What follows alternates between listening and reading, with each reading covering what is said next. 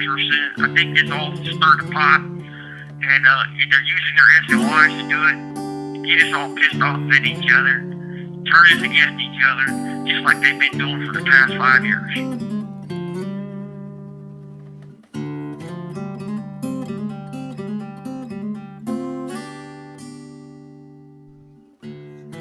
Hey everybody, Brant Daniel, co-defendant in the U.S. versus Yandel, also known as the Aryan Brotherhood RICO indictment of 2019, initiated at CDCR. Now, we've been made aware that there is a case within the case where you accuse COs of intending to harm or kill you. Their response was to say you tried to kill them. You were found not guilty in that, and yet not one word mention of you being not guilty in the press. What do you have to say about that? Well, that's what you call sweeping under the rug move. That's what they do. They sweep it under the rug. Anything good for me is swept under the rug. Anything bad for me is put on blast. That's how they frame somebody. And then hope it goes as they want it to go. But then when something stops that from going like that, they want to sweep it under the rug. And I was found not guilty, by the way, on August 12th, 2022. And it was a flat-out CDCR acquittal, which CDCR has the lowest bar of guilty findings, period. You know, if a cop says it, that's it. But this time, the cop said it, but the cop was dirty. Brant, why would they indict you all and then send you back to CDCR's state facility, specifically CSP-SAC, which is ground zero and where all this corruption is stemming from? Well, my opinion on that is, and it's based on, some of these stuff that we've been told here already, that the feds did that in order to try to ensure a conviction by way of corrupt, dirty cops to do what they did to me, frame me, and hope it works out for the best. And, the bad thing about that is, about that whole job, that whole bogus 115 was, I was punished as a guilty person would be. I got an entire shoe term out of that, and I did 90% of the shoe, 22 months out of 24, and then 6 months they put me in the PSU housing unit for the severe mentally ill. And, I've never been a mentally ill person in my life. They use that unit as punishment, a form of punishment, which is, it's against the law. It's not a lawful act, period. So, I was punished to the fullest, as if I was guilty. And then, 22 months later, found completely innocent and vindicated, as I had been telling everybody on this YouTube channel, my attorneys, and that whistleblower, Kevin Steele, told the media, told the FBI, and told the CDCR Director Corrections, Kathleen Allison, that the 115 was bogus, and it was a frame job. And so, that's why they put everybody here. That's why they brought everybody back here. So do you think this whole thing is a setup? Yeah, absolutely. It's a setup in retaliation for the hunger strike. And,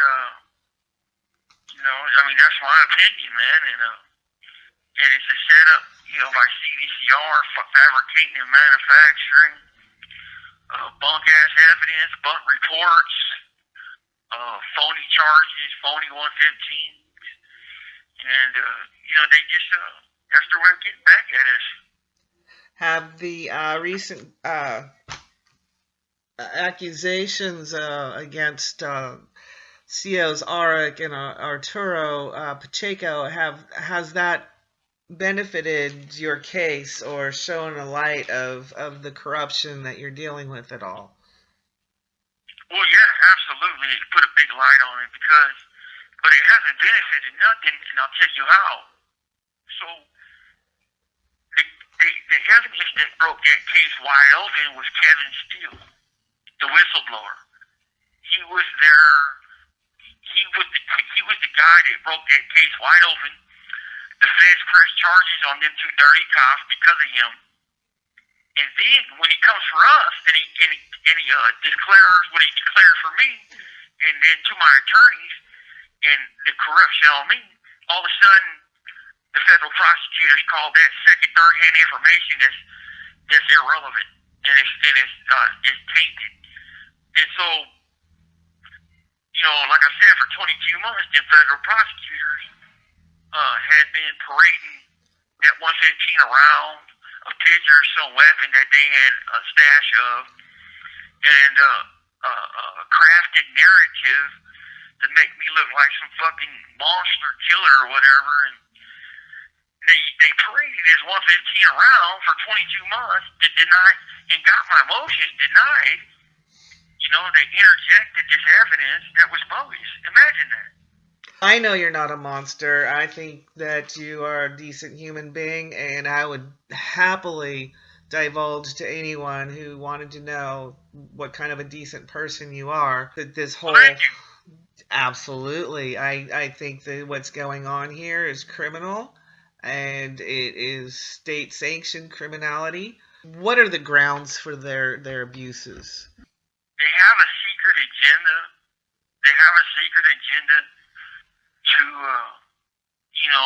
destroy people that have honor and integrity and a moral compass, that can't be tarnished or can't be, destroyed by their foul-ass tactics. And I want to go back to something that you mentioned. That I was telling you a minute ago. So, here I am fighting, the worst charge I could probably ever face in my life, right? A federal death penalty. I guess, that's pretty high of a punishment in the United States of America. But imagine how these prosecutors paraded this bogus evidence, within this case. They let bogus evidence tarnish the integrity of this case. The judge in my case denied motions based on this bogus ass evidence. So that tells you how flimsy the courts are when it comes to the test of reliability of the integrity of evidence being used against me. And from there out, that judge should now, if she's a judge of justice or with any moral values for the justice of the law, the court of the law, she would now start to view every piece of evidence submitted by the prosecution through a lens of tainted integrity until proven different. Am I wrong? Absolutely not. I agree with you. What are the odds of this going to trial for you and your co-defendants? Well, as of right now, we're scheduled for trial in March of 2023. And, usually these type of RICO cases can go all the way up till the day of trial, and certain charges get dismissed on certain people, or certain charges, we have no clue because, the prosecution's hiding evidence. He has certain rights not to give it until 90 days before trial. There's so many little loopholes for these dudes to use fabricated evidence and bogus bullshit to deny. They deny people their constitutional rights because they say so. But that's not what it stands for, and it's like, right now, as of now, we're going to trial in March, until then, we have certain steps to take on this pretrial process to see if plea bargains can be reached, or we're not dealing, or what are we going to do, and I just have to evaluate the evidence that they do come with, how solid the evidence is, and go from there. There was talk of some letters that were written and Yeah. to intend to harm you and another co-defendant. What's that all Yeah, about? yeah, okay. About 2 months ago, I was gotten at by some officers, by IGI and them, and they had told me about some funky letters, some weirdo letters being sent by a friend of mine's wife, some innocent person, saying that, and they try to use it as a scare tactic, saying that if CDC were to release me to general population, and if I was to be hurt or harmed, that they would arrest every co-defendant who signed a declaration saying that I have no concerns, and that we're all friends, and that there is no issues, and that they would also go after her because of some letter allegedly she sent one of these fucking weirdos that had locked up a while back, and with my name in it. Now, this is what they're saying. I don't believe a goddamn word a cop says in the first place. But I had to advise my co-defendant of what they're claiming. And, this way everybody can be in the know of what they are actually saying. And, what I believe is going on with these letters is a bunch of letters being forged and counterfeited by their SNY cronies in order to create a bunch of chaos on the inside. I don't think nobody sent any letter with my name in it. I really don't. I think this call and your telephone number will be monitored and recorded. I think it's the cops just trying to spin up their stir pot again. As far as giving any credence or any credibility, absolutely not. I don't care. I'll sign any waiver. I don't give a fuck, man. Send me out of here or whatever. There was some letters mentioned last year or a couple of years ago, if you remember correctly, which you saying that you and I sent some letters out. That was bullshit too. It's these SNY cronies and these cops stirring the pot and using counterfeit and forgeries and to keep everybody pissed off at each other. And so, that's pretty much what I was talking about.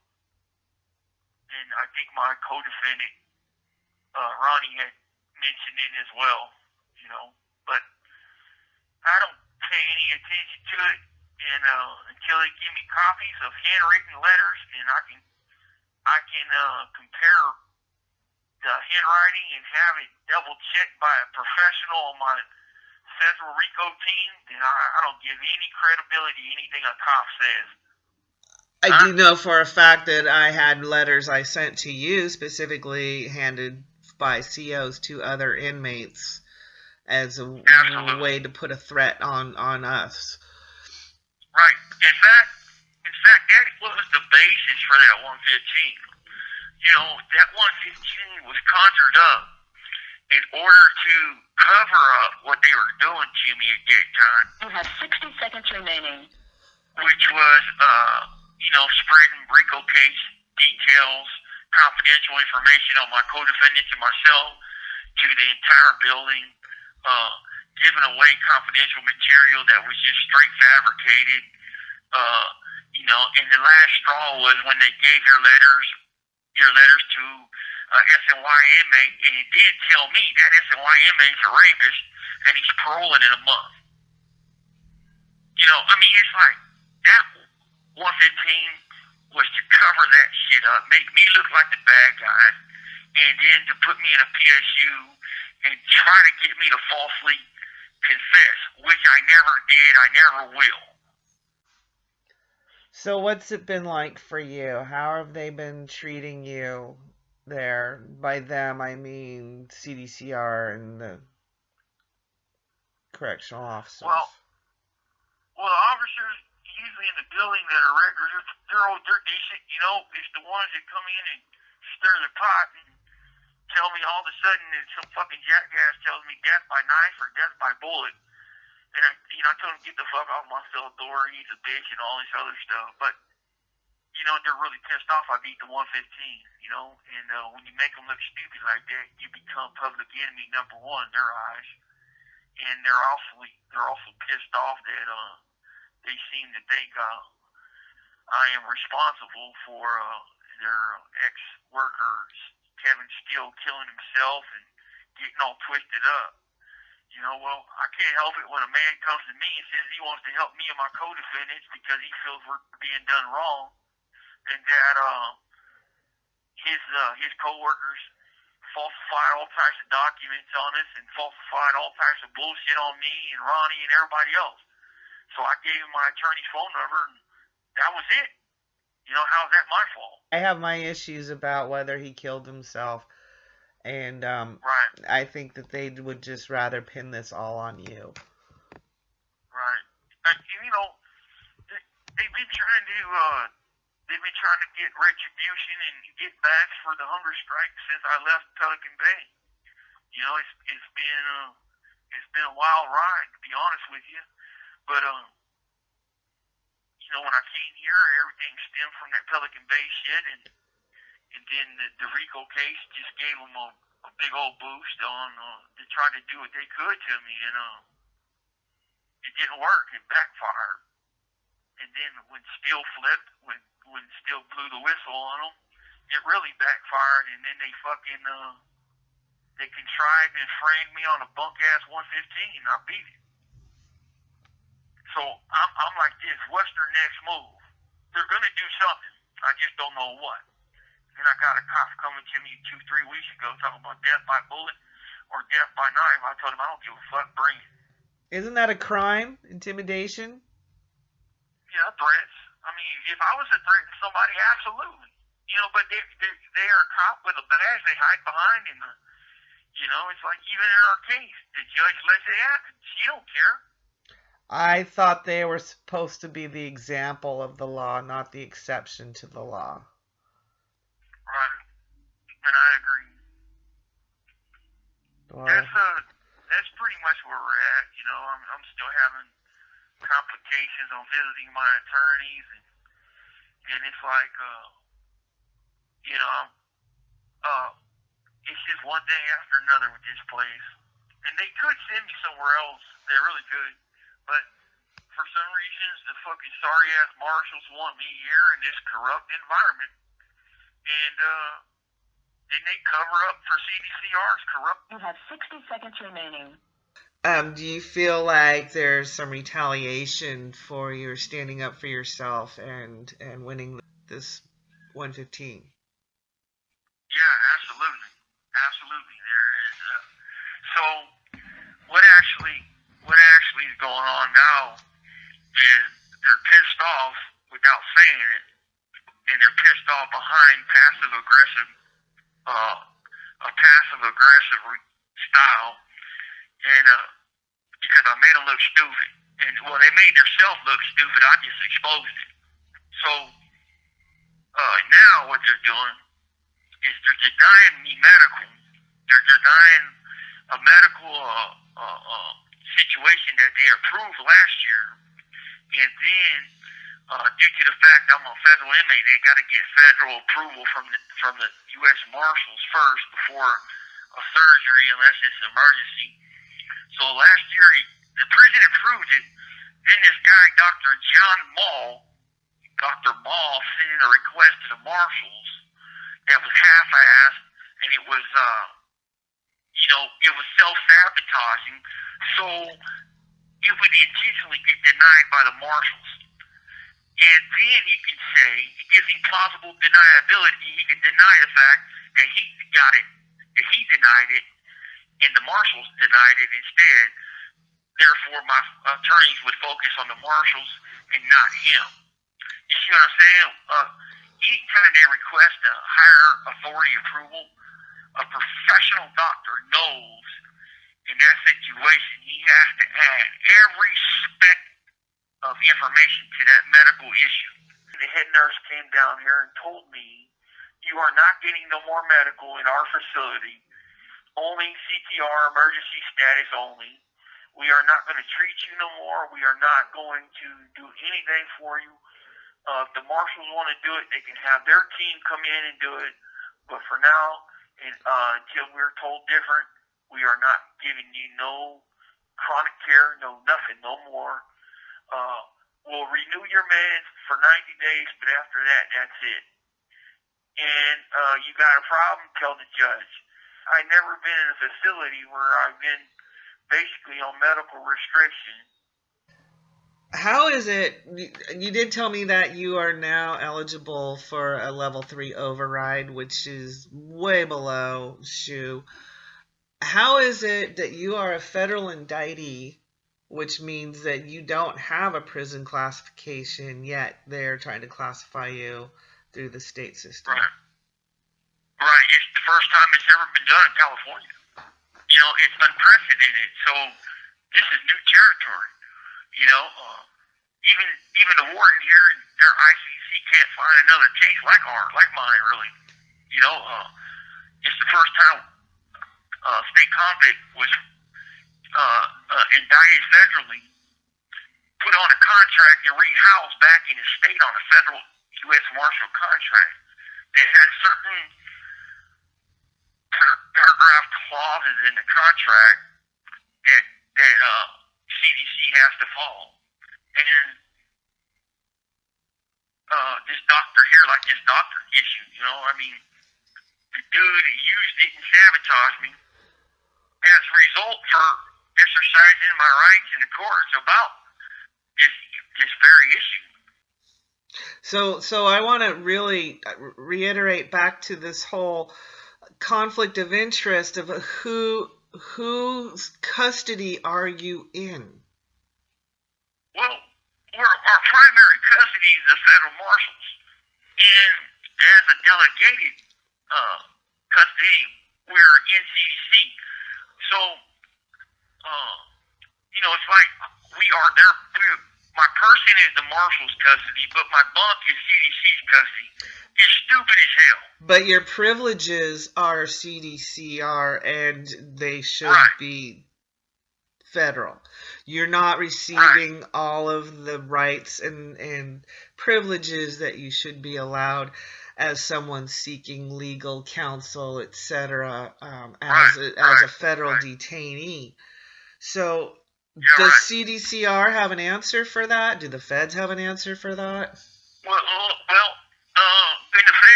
in the federal courts, in our RICO case, they said that as long as they're getting their Sixth Amendment right, which is access to counsel in the courts, you know, attorney-client privilege, and we don't care. That's what they said. That's what the federal.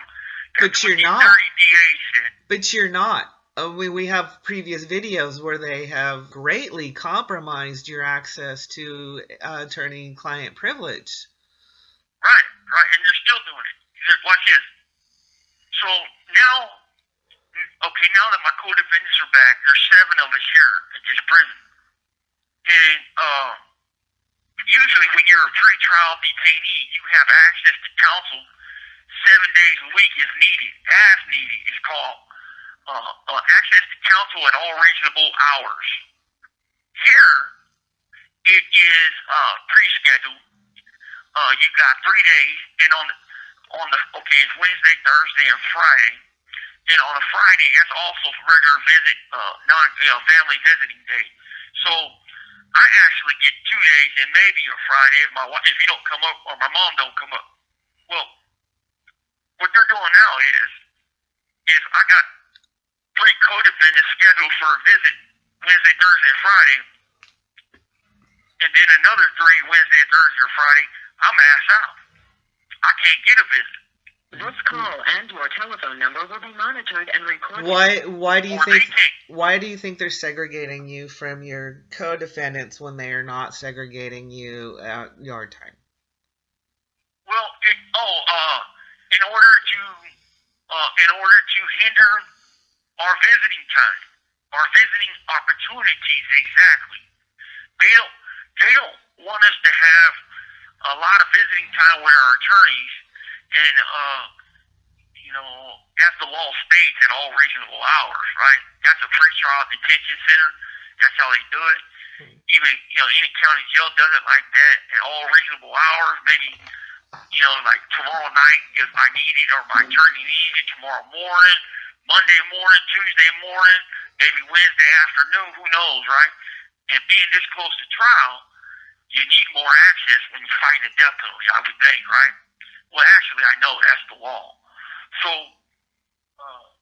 we go to yard together, but yet I can't go to legal visits when they're in one room inside of a cage, and I can't go to the other room inside of the other cage. It makes absolutely no sense, but it's being done in order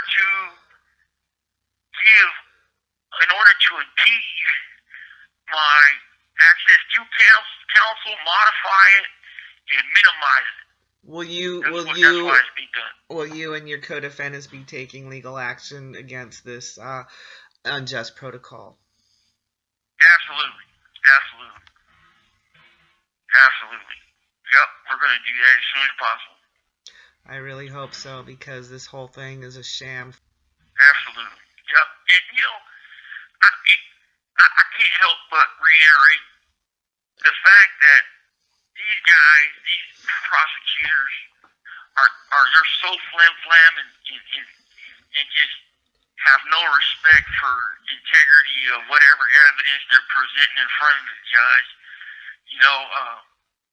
If they did, they would have tested the evidence on me before they paraded this 115 for 22 months. They would at least checked into it and tested it and made sure it was legit. After all, they are prosecuting Arturo Pacheco and Ulrich for the same shit I'm claiming. Will this have an effect on your trial? Absolutely. Hell yeah. Any document that come out of CDC is now, and it should be, looked at through the lens of corrupt, bogus, until proven otherwise. Because I just did it. I just proven what they did not want me to prove. Are you concerned about retaliation on that? Yep. The retaliation. A while back, there was a CO came in here that wasn't even supposed to be here. And this fucking dude tells me, "Hey, Scoops, you want to die by bullet or by knife?" And I told him, "Man, fuck yourself." It's still continuing. They don't give a fuck, And the guy wasn't even supposed to work in here. And it's like, they're basically playing this shit because they do not want me to win my case. They're pissed off I beat them on the 115. They're pissed off that Steele came to me and called my attorneys and told my attorneys 8 hours of information about his squad. So, that ain't my fault. They should stop being corrupt and start upholding the law, right? Absolutely. So, I don't know what the next setup is coming. The next frame or the next fucking some type of tripwire they got on me. But it's coming. And it's coming as a retaliation because I beat their case, But, I'm telling y'all right now that they are up to something. And it's going to happen. I just don't know when.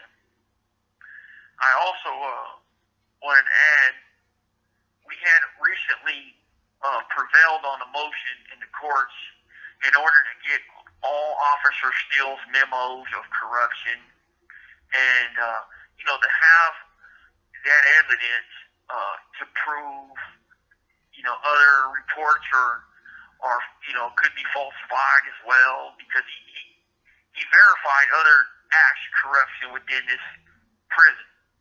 And so the judge in my case had granted my motion. Well, now CDC filed to oppose it and said that she shouldn't have granted my motion, and they're against it. So you would think if they don't have nothing to hide. You have 60 seconds remaining. If they don't have nothing to hide and sweep under the rug, why the hell would they not want to give me the memos that we're asking for? They're bucking. They're doing everything they can to give me any exculpatory evidence in my favor, or any just evidence that puts him in a bad light. And yet we won the motion, and now CDC's so scared to give it to me. So much for transparency, right? Listen, I want to thank you so much for letting me ask these questions to you. I want the public to know that you really are an awesome dude. This is not a man that deserves to be spending the rest of his life in prison, nor should he have spent as much time as he has. Thank you so very much, Brant Daniel. All right, baby girl, you take care. I love you. I love you too.